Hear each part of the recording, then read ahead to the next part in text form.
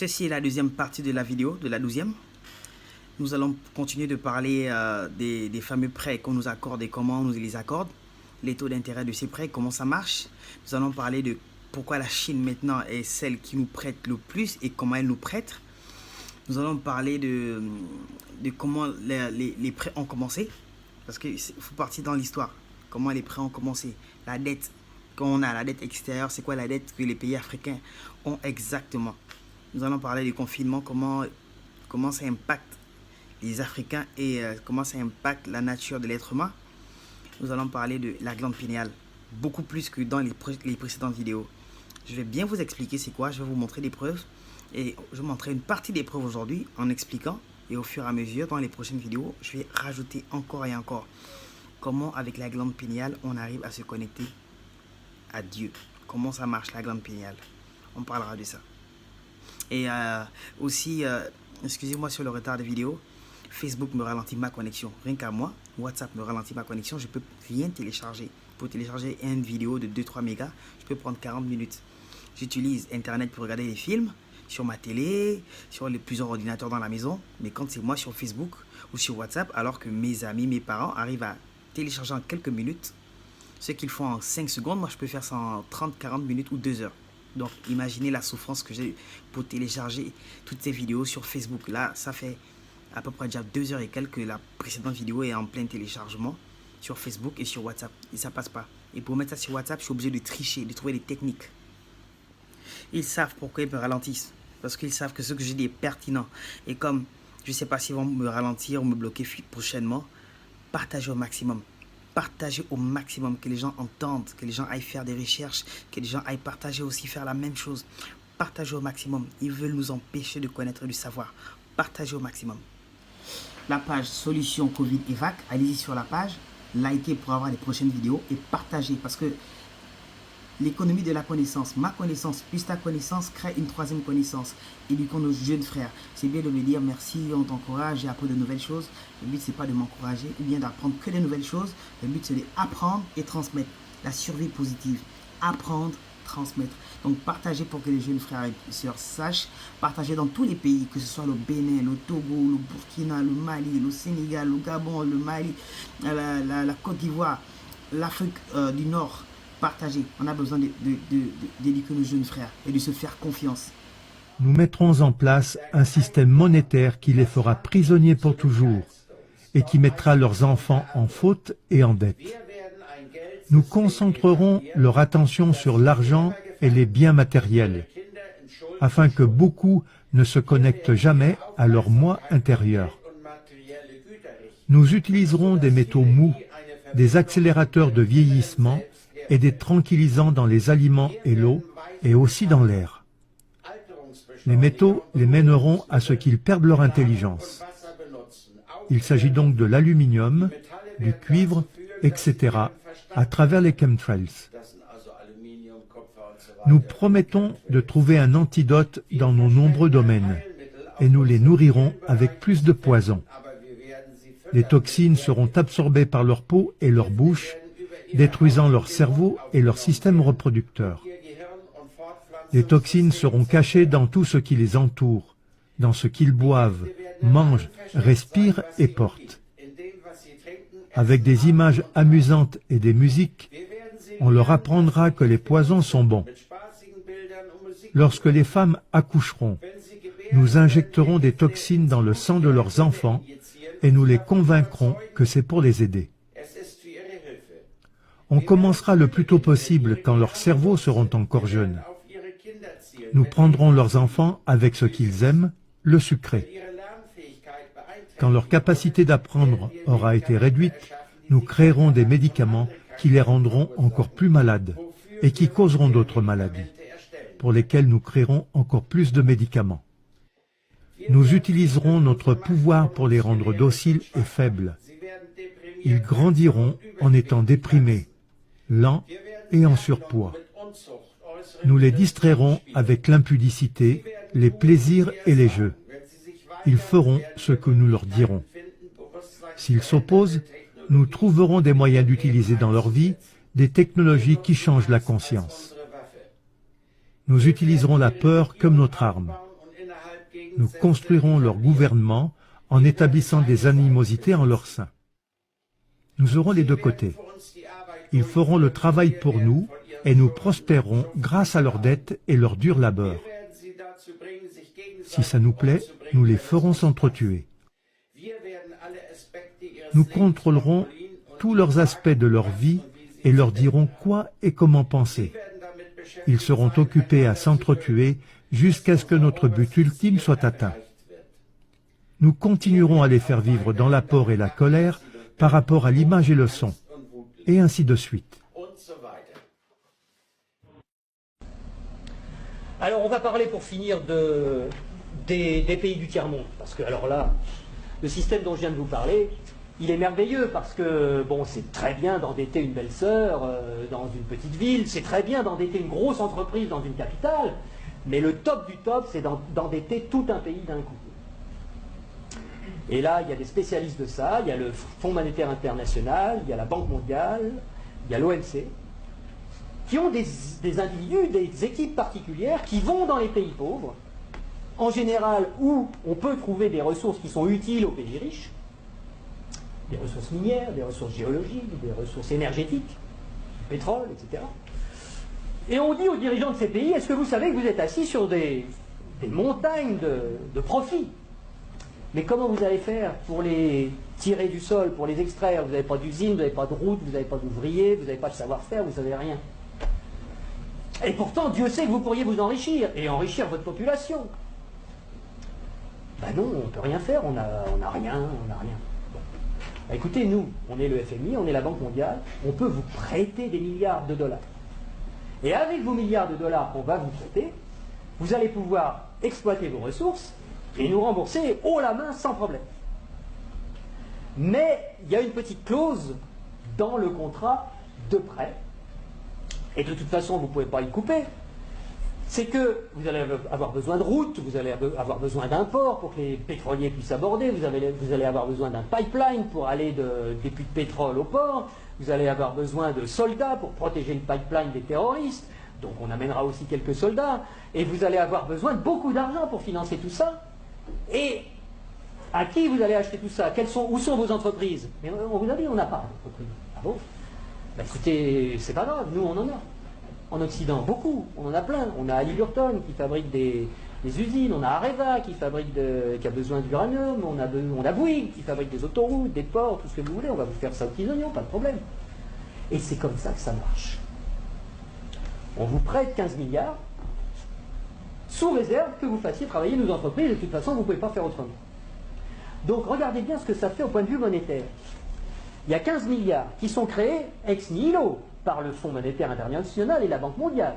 Le Fonds monétaire international, c'est un organisme qui récupère quelques dépôts de la plupart des pays de la planète qui servent de garantie pour faire des crédits, des prêts aux pays sous-développés. Donc il y a 15 milliards qui partent de la Banque mondiale et qui vont sur les comptes du pays sous-développé. Et aussitôt ces 15 milliards-là qui sont dans le pays pauvre, ils retournent dans le pays riche pour aller payer des entreprises occidentales qui vont dans le pays pauvre faire du boulot, construire des trucs.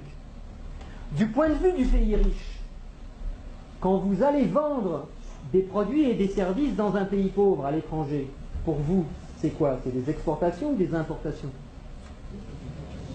Des exportations. Voilà. Je vais aller exporter une usine, Areva, moi français. J'exporte une usine. J'exporte du travail. J'exporte des chars. J'exporte des fusils. J'exporte des outils, de l'outillage. Donc, ce qui est génial, c'est que les 15 milliards qui sont partis des pays occidentaux, qui sont allés dans le pays pauvre, il y a des services qui sont exportés par les pays occidentaux envers les pays pauvres, et l'argent, qu'est-ce qu'il fait? Il revient dans les pays riches, les 15 milliards. Ils reviennent. Bon. Et donc les 15 milliards, c'est comme si on avait eu une belle-sœur qui avait emprunté 15 milliards et qui nous les distribue, puisque les ouvriers des entreprises des pays occidentaux, les actionnaires des entreprises des pays occidentaux, ils vont avoir plus d'argent grâce à ces 15 milliards qui reviennent. Donc ils vont les dépenser dans l'économie, ça nous fait des transactions nouvelles, de l'emploi nouveau, qui va ruisseler dans notre économie. Mais c'est pas tout à fait comme si c'était des belles-sœurs qui les avaient empruntées, parce que les belles-sœurs, il aurait fallu qu'elles rendent les intérêts, et donc qu'elles reprennent leur argent et qu'elles en reprennent le double, et que nous, on ait des nouveaux emprunteurs qui arrivent pour payer les intérêts des nouvelles belles-sœurs. Là, non. C'est qui la belle-sœur qui paye les intérêts? c'est les pauvres. C'est les pays sous-développés. Et donc on a été leur construire des trucs qui vont nous permettre d'exploiter leurs richesses. On a eu de la monnaie en plus qu'on a créée nous-mêmes en la faisant passer par les pays pauvres, mais qui revient chez nous net d'intérêts. Et qui paye la dette, qui paye les intérêts, c'est le pays pauvre. Et ils ont deux solutions. Soit ils empruntent à nouveau le montant des intérêts pour pouvoir nous les rembourser, ce qui double leur dette. C'est pour ça que des fois vous entendez des présidents de pays sous-développés qui disent « Mais c'est pas possible, on l'a déjà payé 15 fois la dette, comment ça se fait qu'il faut qu'on paye encore ?» C'est parce qu'ils ne peuvent pas la créer. C'est parce que pour rembourser des dollars, il faut qu'ils les empruntent. Puisqu'il n'y a que nous, les Occidentaux, qui peuvent créer des dollars pour les endetter. Et donc, soit ils empruntent pour continuer à payer leurs intérêts, soit ils vendent leurs ressources pour presque rien. Ce qui nous permet à nous d'avoir le niveau de vie qu'on a. Et d'avoir les ressources des pays sous-développés, qu'on a bien choisis parce qu'ils étaient riches en ressources dont on a besoin, et d'avoir le niveau de vie qu'on a, et d'avoir de l'essence pas chère, et d'avoir... Vous avez entendu, voilà comment ça marche. Vous allez les voir. Ah non, c'est même pas. C'est eux qui viennent vous voir, ils vous disent, voilà, vous avez des ressources sous vos terres, et vous pouvez exploiter. Nous, on peut vous aider à exploiter. On va vous prêter de l'argent pour pouvoir le faire. Mais si on vous donne l'argent, comment vous allez faire? Bon, vous n'avez pas d'entreprise, vous n'avez pas des usines, vous n'avez pas de savoir, le savoir. Donc, on vous prête de l'argent à une seule condition. Déjà, quand on vous prête de l'argent, l'argent reste dans leur banque. Et l'argent, ça reste dans leur banque pendant que c'est dans leur banque, puisque l'argent, tu dois bien garder ça quelque part. C'est dans leur banque, la banque centrale, les banques européennes. Ensuite, chaque fois que vous avez besoin d'argent, vous venez les voir, on veut faire tel projet, ils vous donnent de l'argent. Un peu comme on donne l'argent à son enfant. Pendant que c'est dans leur banque, ils gagnent de l'argent parce qu'ils le reprêtent ça à d'autres personnes et les intérêts, et ils gagnent. C'est comme ça qu'ils gagnent de l'argent.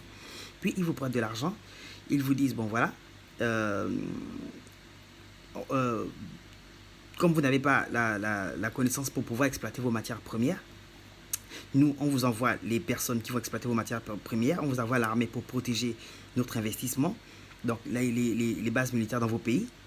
Et quand on envoie les bases militaires dans vos pays, vous devez payer pour que cette base militaire soit là. C'est les militaires, il faut les payer, c'est pas chez nous. Donc, on les paye. Les experts qui viennent travailler ici, on les paye. Les entreprises qui ont les marchés, c'est forcément leurs entreprises. Donc, ils gagnent encore de l'argent. L'argent retourne. Ils vous prêtent l'argent d'une main, ça retourne d'une autre main. Ils ont fait ça en Libye. Ils ont cassé la Libye quand ils ont chassé Kadhafi.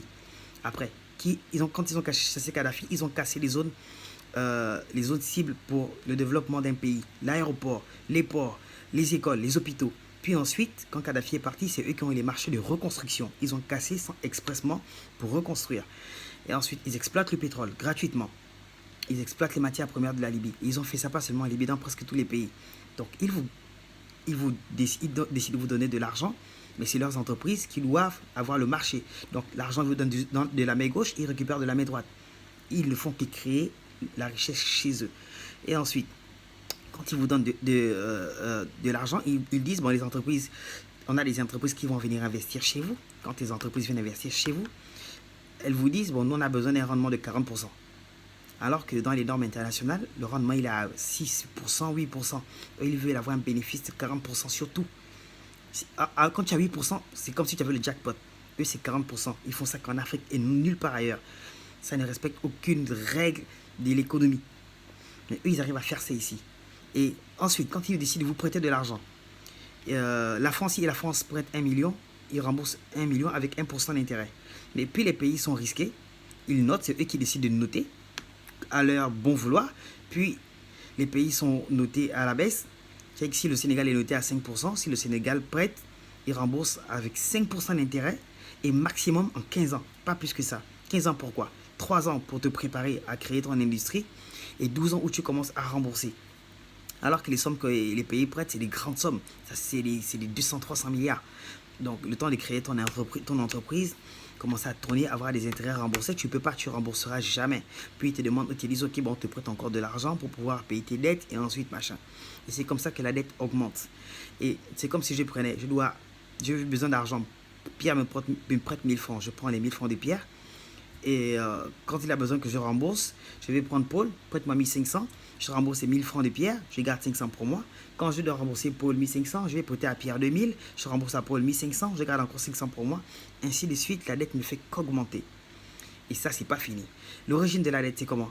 C'est les esclavagistes qui étaient ici en Afrique à l'époque, qui étaient ici. Quand on leur a demandé de partir, ils ont signé dans les textes de l'indépendance actuellement, dans presque tous les pays africains.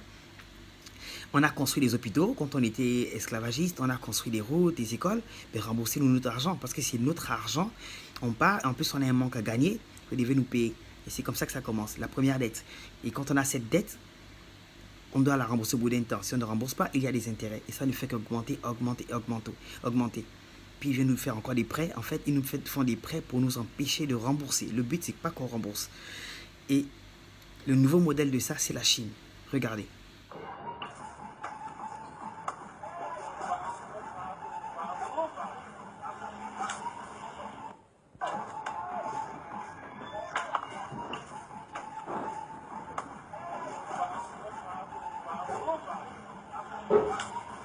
Petite parenthèse, d'abord cette vidéo, c'était pour que vous puissiez voir comment les Chinois traitent nos frères africains. Ce mec qui fait des arts martiaux, sa manière de frapper les pieds montre qu'il fait des arts martiaux. Il n'y a aucun hasard, c'était un expert des arts martiaux. Il frappe un Africain qui est attaché devant les autres. C'était juste d'abord pour un peu réveiller votre conscience africaine. La Chine sera toujours un bon ami, un bon partenaire et un bon frère de l'Afrique. Personne ne pourra saboter la grande unité des peuples chinois et africains.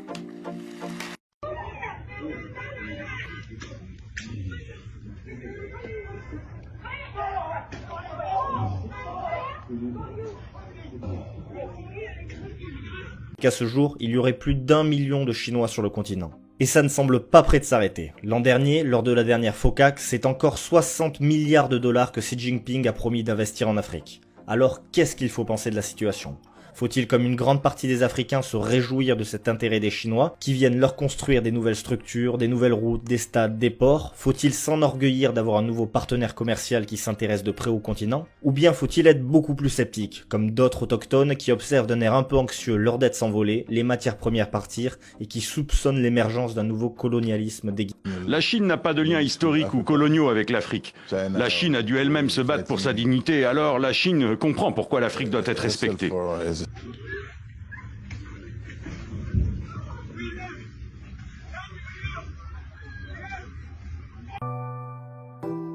Entrons maintenant dans le vif du sujet. Qu'est-ce que font les Chinois en Afrique? Pour commencer, regardons ce premier graphique. Il nous montre trois choses. En bleu, la part de l'investissement chinois comparée à l'investissement mondial. Ici, on se rend compte que la Chine a un rôle de plus en plus important et est en train de devenir rapidement l'un des plus gros investisseurs au monde. Jusque-là, tout va bien. Mais surtout, regardez la courbe en rouge. Elle nous montre quel est le pourcentage de l'argent chinois qui est investi en Afrique. Et là, c'est le premier chiffre choc qui devrait vous surprendre. La Chine, depuis 2016, bien qu'elle soit le plus gros investisseur africain, investit extrêmement peu sur le continent. Seulement 1,6% de ses IDE mondiaux. En d'autres termes, les entreprises chinoises privées et publiques, qui sont près de 10 000 en Afrique, font des bénéfices, parfois même d'énormes bénéfices, mais préfèrent garder cet argent pour financer d'autres pays. Or, c'est précisément ces investissements directs que l'Afrique attend de la Chine. Elle voudrait s'industrialiser, gagner des emplois durables, monter en compétences, obtenir un transfert de technologie. Mais ce n'est pas ce qui se passe. Les entreprises chinoises préfèrent largement investir dans l'automatisation, l'ouest de la Chine encore rurale, ou dans les pays d'Asie du Sud-Est, comme le Laos ou le Cambodge. Ce qui fait qu'aujourd'hui, globalement, l'Afrique ne s'industrialise toujours pas. En soi, seuls l'Éthiopie, la Zambie et un petit peu le Maroc sont parvenus à obtenir quelques emplois durables sur leur territoire. Pour le reste, les emplois créés sont généralement ponctuels et à faible valeur ajoutée, dans le secteur de la construction par exemple. Mais la grogne commence à monter, de nombreux Africains commencent à se plaindre que dans la quasi-totalité des projets, la plupart des cadres ne sont pas des autochtones, mais sont des Chinois expatriés, qui non seulement ont une conscience écologique assez faible, mais qui en plus ne respectent pas du tout les normes du travail en vigueur. And nobody can just come up with his own laws to intimidate and apply indirect slavery such as the one being practiced by Chinese. En fait, ce qu'il faut comprendre, c'est que la Chine, même si c'est le plus gros investisseur pour l'Afrique, c'est avant tout et par-dessus tout une banque, un prestataire de services et un partenaire commercial. À défaut d'investir massivement, la Chine prête au continent énormément d'argent à des taux grandement attractifs. Et comme une banque, en retour, elle demande à ce que les remboursements des dettes contractées par les pays africains soient assurés par des actifs. En d'autres termes, elle demande une caution qui lui permettrait, s'il y a un défaut de paiement, de récupérer les mines, les ports ou les concessions pétrolières par exemple. Pour ces prêts, on a ainsi deux cas possibles. Soit les pays remboursent directement en matières premières, c'est le cas de la RDC qui a offert aux Chinois l'exploitation de plusieurs mines de cobalt et de cuivre, soit en argent comptant, c'est le choix qu'a fait l'Angola. Jusque-là, tout a l'air normal. Sauf que contrairement aux institutions financières traditionnelles, la Chine prête démesurément, sans regarder la solvabilité. En soi, c'est de l'argent facile pour de nombreux dirigeants africains, alors ils empruntent toujours plus, malgré le fait que leur économie soit instable et totalement dépendante du prix des matières premières. En toute franchise, certains investissements ont l'air très bons quand les pays construisent des routes, des ponts, des hôpitaux, mais il y a aussi des investissements qui peuvent laisser plus dubitatifs, quand les dirigeants africains construisent des stades, des palais royaux ou des lignes de chemin de fer vouées à rester déficitaires. Et puis on se rend compte qu'il y a aussi beaucoup d'argent qui disparaît au passage, que la corruption frappe durement et que les conditions d'emprunt restent très opaques. Pour les dirigeants corrompus, l'argent chinois, c'est un petit peu l'open bar, sauf qu'à la fin, il ne faut pas oublier que ça sera aux Africains de payer l'addition. Et malheureusement, tous ces emprunts vont avoir des conséquences dramatiques sur la dette, particulièrement en ce moment où le prix des matières premières chute lourdement. De nombreux pays sont aujourd'hui au bord de l'insolvabilité. C'est incroyable, mais en à peine 5 ans, la dette africaine a doublé. Et la Chine n'est pas innocente. Elle détient par exemple 72% de la dette du Kenya, 82% de celle de Djibouti, et ce n'est que le début. Ensuite, autre avantage pour Pékin, détenir la dette des pays africains lui permet de s'assurer un soutien politique. Personne n'ira jamais cracher sur son créancier. Elle renforce ainsi son soft power dans la région. C'est là où les Chinois sont extrêmement malins. Ils prêtent énormément d'argent d'une main et en même temps se positionnent parfaitement pour gagner les contrats de construction de l'autre. Qu'on se le dise, quand les pays africains empruntent, c'est souvent pour construire des nouvelles infrastructures, et les sociétés chinoises vont tout naturellement leur proposer leurs services. Regardez ce graphique, c'est la part des marchés gagnés par les Chinois comparée à leur investissement. On voit bien que les entreprises de l'empire du milieu gagnent énormément d'argent, font des bénéfices gigantesques et somme toute investissent peu d'argent en Afrique. C'est incroyable, la Chine joue très bien le coup. Elle prête de l'argent sans prendre trop de risques et récupère derrière les contrats de construction qui peuvent s'élever à plusieurs milliards d'euros. Et là on arrive à la plus grande réussite des Chinois. Avec tous ces prêts, le gouvernement de Xi Jinping a réussi à négocier des accords commerciaux avec la plupart des pays africains. Le libre-échange a ainsi permis à la Chine d'inonder le continent de ses produits low cost, mettant à mal l'industrie locale, tout en offrant la possibilité aux Africains d'obtenir des produits très bon marché. En soi, quand on regarde de plus près, les échanges économiques sino-africains sont exactement les mêmes que ceux avec l'Europe. En d'autres termes, les Chinois ne sont ici que pour les matières premières. Ils importent en masse le pétrole, le cobalt, le manganèse, de manière à nourrir leur industrie. Et en retour, ils exportent leurs produits manufacturés. Sauf qu'au départ, la relation commerciale était plutôt équilibrée, comme on peut le voir en jaune sur ce graphique. Mais à partir de 2013, quand le prix de la plupart des ressources naturelles a chuté, la balance commerciale a commencé à devenir sérieusement à l'avantage de la Chine, et ça continue de s'empirer encore aujourd'hui. Ainsi, le régime de Pékin a trouvé un nouveau fournisseur de matières premières pour alimenter leur industrie, et de nouveaux débouchés pour vendre ses produits manufacturés. Et au vu des derniers chiffres, il semblerait que la Chine ressorte grandement gagnante de cette nouvelle relation commerciale, laissant les pays africains avec des déficits commerciaux monstres. Vous avez vu, la Chine c'est encore pire, ils sont malins, ils font que prêter. Et ils savent que quand ils prêtent, il y a des échanges, c'est eux maintenant qui exploitent les nouvelles, vos matières premières, puisqu'ils savent que vous ne pouvez pas rembourser, ils ne vérifient même pas si effectivement vous êtes solvable ou pas, ils prêtent, et nous ça nous attache. Et quand ils viennent, ils imposent. La preuve, quand les Chinois viennent là, c'est eux qui travaillent. Regardez comment et à combien ils payent vos frères, regardez, ils payent mal, ils sont juste là pour exploiter. Et non seulement ils prennent nos matières premières, ils gagnent de l'argent, ils viennent nous vendre encore leurs produits, les faux produits que nous-mêmes on peut encore fabriquer ici. C'est eux qui gagnent, qui viennent nous vendre, donc ils gagnent 2 fois plus, ils ne perdent pas. Et quand ils travaillent dans les pays africains, ils payent mal les Africains. C'est les plus méchants et c'est les plus mauvais, les Chinois. Et je ne demande pas d'être contre eux, de se venger, de faire mal. Comme je dis souvent, ils n'ont que ça à offrir, malheureusement. On ne peut offrir que ce qu'on a. Ils sont malades, il faut leur souhaiter de bonnes guérisons. Voilà, c'est les plus dangereux. Leur système est plus méchant et nos parents ne savent pas. On ne fait que prendre, demander de l'aide, l'assistance des Chinois. Avant eux-mêmes, c'était un pays. Ils ont refusé le colonialisme. Ils ont refusé l'aide des autres pays parce qu'ils ont dit on a besoin on doit se débrouiller nous-mêmes à grandir. Ils ont réussi à le faire, ils ont grandi. Pourquoi nous empêchent-ils de grandir? Et nos parents ne font qu'aller prendre, nos parents présidents, aller prendre l'argent chez les Chinois, encore un peu plus d'argent chez les Chinois. Et ils ne font que donner au fur et à mesure qu'ils donnent, puisque c'est une banque, et il faut qu'ils trouvent le moyen de récupérer. Si tu ne peux pas rembourser, eh bien tu lui donnes, tu vends la dette de ton pays, tu vends certaines zones de ton pays, tu peux vendre le port, tu peux vendre l'aéroport. Et ensuite, les aliments, c'est eux qui vous donnent ça, des aliments qu'ils vous envoient moins chers, des mauvais aliments qui vous rendent malade. La Chine est en train de se positionner et est en train de prendre la place des pays européens. Ce que les Européens faisaient depuis longtemps, la Chine est en train de nous faire ça là actuellement. Et là, maintenant, on se rend compte que on est en train de se faire, excusez-moi du terme, enculer. Regardez ce qu'ils font à nos frères, comment ils les frappent, ils les tabassent, ils les tuent. Après, ils viennent nous revendre et on achète. Alors que tout ce qu'eux, ils fabriquent, maintenant, les Africains fabriquent la même chose. On n'a pas besoin d'eux. L'argent, on a l'argent. Qui aide qui assiste qui parmi les Européens et les Européens, les Asiatiques et les Africains? On les enrichit. On est plus riches qu'eux. Tous les pays, on peut prendre l'Afrique, on peut prendre l'Amérique, l'Angleterre, la France, la Russie. Tous ces pays, on les mélange, ça rentre dans la carte de l'Afrique, dans l'Afrique. Pourtant, quand on dessine la carte de l'Afrique a l'air beaucoup plus petit. On est le plus grand continent, on a les plus grandes richesses. Les mathématiques, la science a commencé chez nous. Et pourtant, on se laisse dépasser. Parce qu'on a perdu nos repères, on a perdu d'où on vient. Le nom de l'Afrique, déjà, c'est pas Afrique. C'est Al-Keboulan. Si tu ne sais pas d'où tu viens, tu ne peux pas savoir où tu vas. Voilà, on n'a pas de repères, donc on a besoin d'attention. C'est comme un enfant qui a un manque d'attention. Les filles en manque d'attention sont celles souvent qui sortent avec presque tous les hommes. Parce qu'elles ont besoin d'attention. Elles n'ont pas eu l'attention des parents. Le père, il pense que c'est anodin quand il éduque son enfant.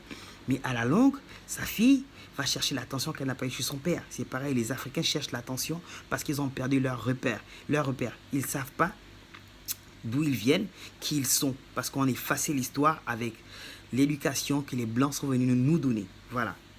Et c'est pas fini. Les Sénégalais qui m'écoutent ne doivent pas accepter ça. On est riche et on est pauvre. Pourquoi? Posez-vous les questions. Ça m'énerve, moi, quand je vois des choses comme ça. Et vous êtes là, vous acceptez tout. Vous êtes les plus riches de la planète. Et vous êtes les plus pauvres. Ça ne vous pose pas de questions, ça? Posez-vous ces questions-là. Et quand je parle de la route de l'acier et de l'aluminium, je sais de quoi je parle. Je sais de quoi je parle.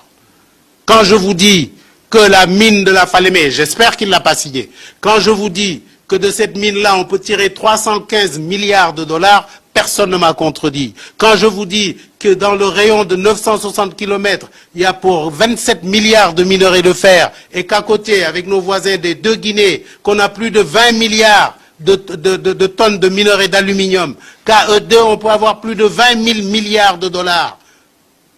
Alors, parfois je m'énerve parce que c'est tellement clair, c'est tellement net. Et vous ne vous posez pas ces questions-là. D'abord, vous les journalistes, allez sur Internet, mettez-vous en question. Parce que si on est pauvre, vous y êtes pour quelque chose aussi. Prenez vos responsabilités. Prenez vos responsabilités. Vous êtes en train de les prendre dans cette affaire-là, hein? Vous êtes en train de les prendre. Mais allez au fond des choses. Allez au fond des choses. Ne restez pas superficiel, non. Et surtout, quand je vous dis, mais posez-vous des questions. On vous parle d'un plan Sénégal émergent. Avant d'avoir découvert du pétrole et du gaz. Dans tous les pays du monde, quand on a trouvé du pétrole et du gaz, tout change. Tout change. Alors posez-leur la question. Et c'est pour cela que je dis qu'on ne me parle plus de Sénégal émergent. Moi, je parle de PSD, Programme Sénégal développé. Un point, un trait. Et s'ils ne sont pas capables de nous développer, qu'ils cèdent la place.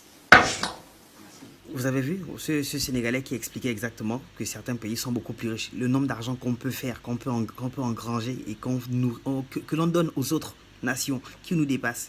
Vous avez entendu?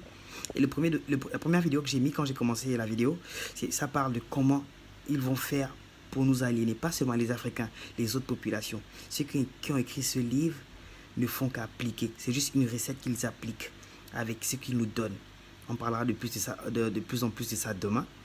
Et là, maintenant, on va parler de la glande péniale. Déjà, je commence à vous donner une petite partie et on va parler juste après, puis la suite demain. Salut les explorateurs et bienvenue dans une nouvelle vidéo, les explorations inexpliquées.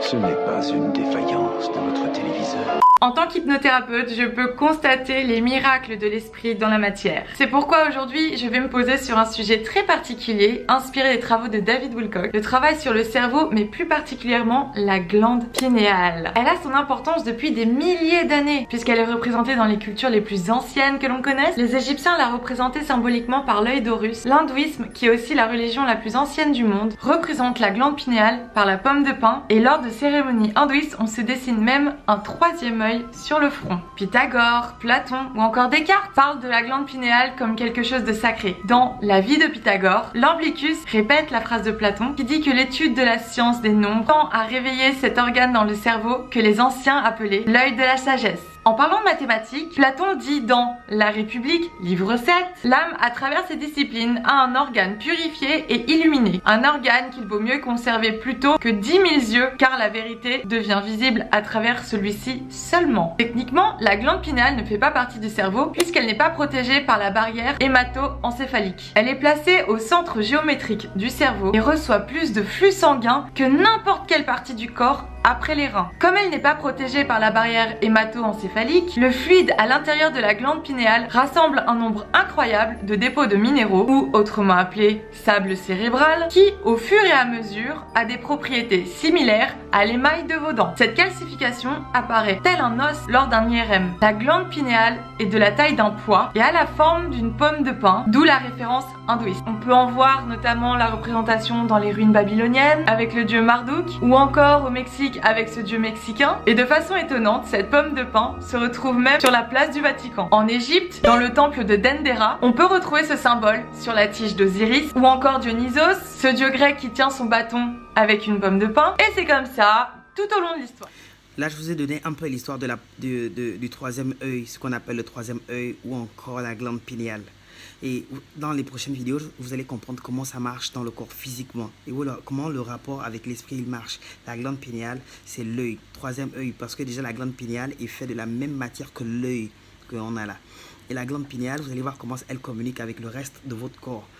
Ce qu'il y a dans la glande pinéale, c'est ce même cristaux que vous allez apprendre demain, qui communique le long de votre colonne vertébrale.